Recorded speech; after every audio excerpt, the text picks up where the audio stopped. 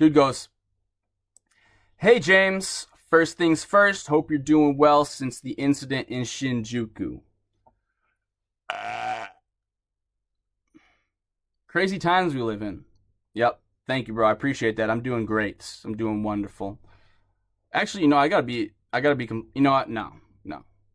Should I, you know what? Yeah. All right, you know what?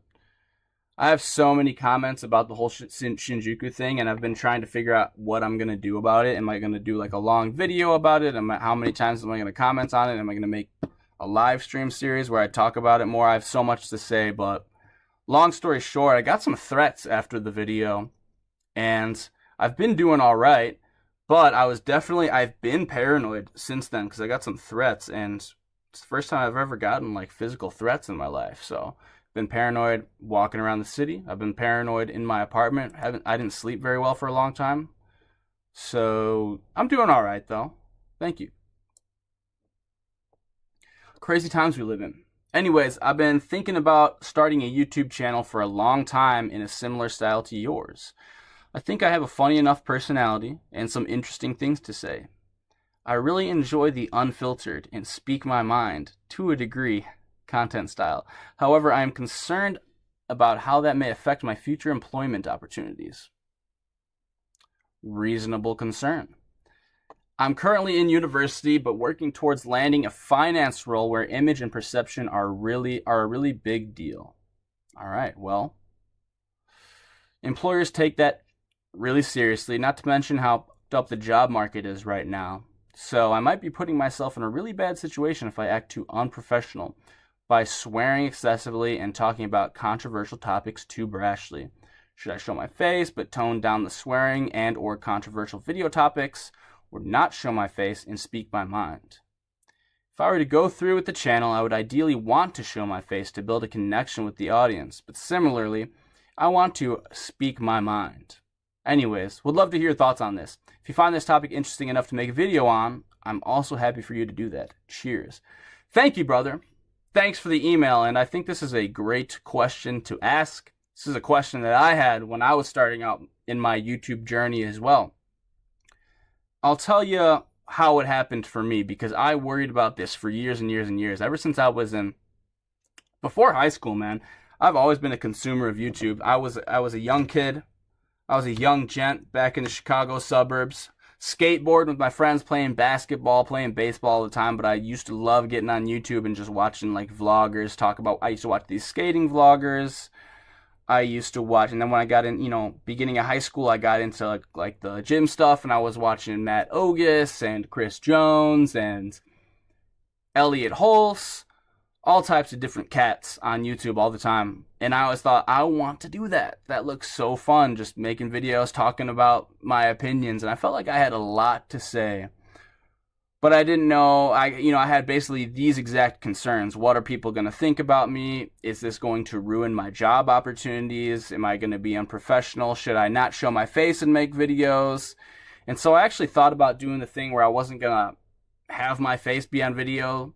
I was going to maybe like edit some videos and talk behind a microphone. And then I realized, I looked into editing a little bit, and I realized editing sucks. I hate doing it. I hate sitting behind the computer and like fucking around on the computer all the time. I can't do that. It's just not, I'm sure I could learn it if I spent a whole bunch of time, but I can't do that. And if I sit behind the computer and I make videos day after day after day, and I spend all of my time editing, realistically, I don't have a knack, I don't have a talent for editing and doing cool videos that have cool editing and like finding out what type of microphone to use and software and thumbnails, and I don't have a knack for that. I don't have a natural talent. So even if I was doing that to the absolute best of my ability and I was working super hard, I don't know how great those videos would be, to be honest. And then it's like, what would be the point of doing this at all? Because I'm not even making great videos. I'm going to get absolutely dunked on left and right by other people who do have a natural knack for like the editing or making better produced videos than I do. And this is when I start realizing, all right, I've always had a talent for speaking, for talking, for being kind of funny, for being kind of like a relatable, goofy personality type guy. And so it would pretty much defeat the purpose. So like the reason that I want to make YouTube videos in the first place is because I want to be heard, because I also want to show people that you don't have to be afraid to speak your mind, that you can have balls and go out there and say whatever the fuck you want unapologetically. And it would be hypocritical for me to do that and then, have a channel where I'm just speaking behind a microphone and I'm like a VTuber or something like that. So I started to realize, all right, well, not only does this align with my values of like being a boss, standing up and just showing my face out there and saying, hey, I'm going to say whatever the hell I want, but also I kind of have a natural talent and ability for this, and I'm not the best speaker in the world. I'm not the best looking guy in the world. I'm not the most charismatic of the bunch, but I do all right, and this is a strength that I have, I think. So for me to just ignore that strength and then, like I said, be some type of VTuber or something like that because I'm afraid of future job opportunities and what's going to happen, I realized, no, this is what I got to do. I got to go out there and I got to put my face on camera. So I think there is no right answer for everyone, bro. And that's why I can't answer this for you. But I do want to say, like, everything that he says here is right. Your job opportunities will be in jeopardy if you get out and you make a YouTube channel where you're just like as unfiltered as possible. You start going on and you're like, you make a YouTube, but on day one, you're not even getting any money. You don't have any traction. You don't got any motion or anything. And you go out and you start saying you got to look into the racial demographic crime statistics. In your first video, you start saying the numbers are you start saying some crazy stuff. It's just not worth it, man. It's just not worth it. So you got to understand there's like a spectrum for everybody on how far you can go on this topic or how far you can go on that topic, and within yourself as well. How comfortable are you talking about whatever you want to talk about? How comfortable are you not speaking your mind? Do you feel like you express yourself in other areas of your life enough to where it doesn't hurt your feelings that you go out on YouTube and you post kind of censored videos, kind of filtered videos, or you don't do them at all? For me, I felt like I'm good at a lot of things. Like I'm okay at a lot of things. It's come relatively natural to me. But I've always had a gift for kind of speaking and conveying messages and storytelling. And I don't think I've ever really pursued a career or an art where I can truly utilize that to the best of my ability, because I was afraid of what people might say if I went out there and I started doing this. And on top of that, I also noticed that I lived so much of my life being a very censored person based on my family, my upbringing. I haven't talked about this much on the channel, but my father was mentally ill, is mentally ill, and you couldn't really disagree with him growing up. You couldn't ever say anything that he disagreed with because you just get your ass whooped or whatever. So I would have to, I lived my whole entire life learning to just censor myself all the time.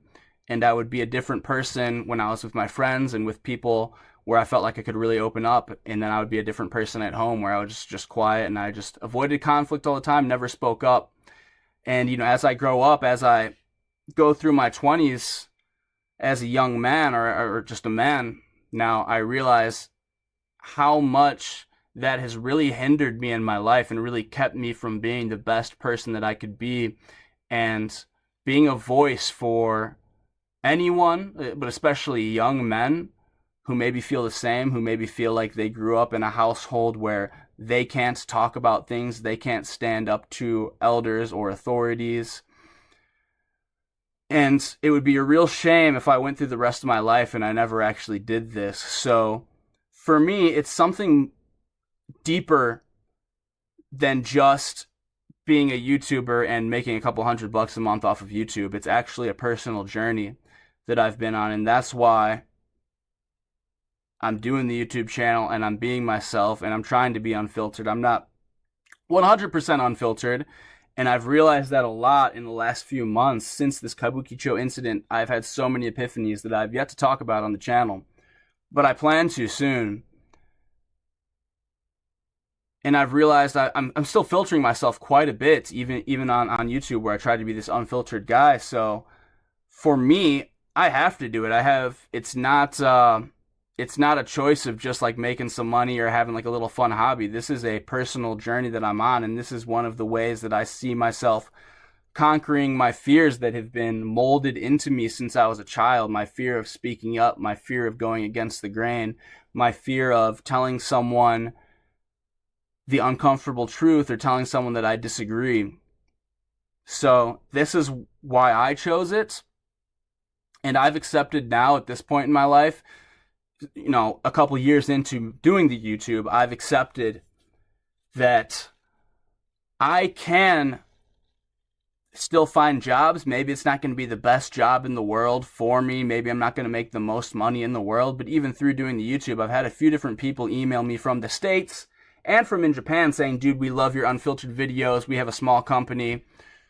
We we work in this, and are you interested in working with us? So, I've made friends in Japan as well through the YouTube. Not just like people who have emailed me, but people actually like real friends in Japan through the YouTube who have hit me up and been like, dude, like, are you interested in working and doing this or whatever? So if your YouTube gets popular as well, yeah, definitely you might get canceled and a lot of companies might not want to work with you. But at the same time, I mean, I'm not saying count on this for sure. Some people might hit you up as well and say, dude, we vibe with what you're saying. We want to employ you. And like I said, those might not be the best jobs in the world, but you have to figure out what's important for you. I'm personally okay with making less money, just having kind of an okay career if that's what I have to do, if I have to work for a company. And knowing that the trade-off was that I was myself and I learned how to speak my mind, and I also inspired other people online. Because, this is how like I said, I was just talking about No Joke Howard, the other YouTuber. This is how I became the man that I was, that I am.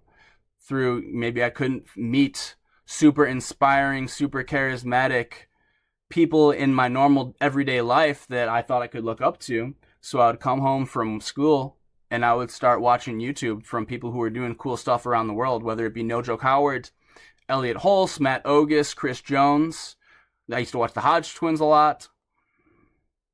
And I would be like, dude, if you are the sum, or you're the average of the 5 people that you surround yourself with, and you can't meet anybody to aspire to be like in your everyday life, dude, just surround yourself with imaginary friends, people that you watch on YouTube, and try to be like those people. Tell yourself that those are your friends. Tell yourself that that's your circle, and go after that. So that's kind of what I started doing. And going on a long rant, long tangent here, but it depends on you, man.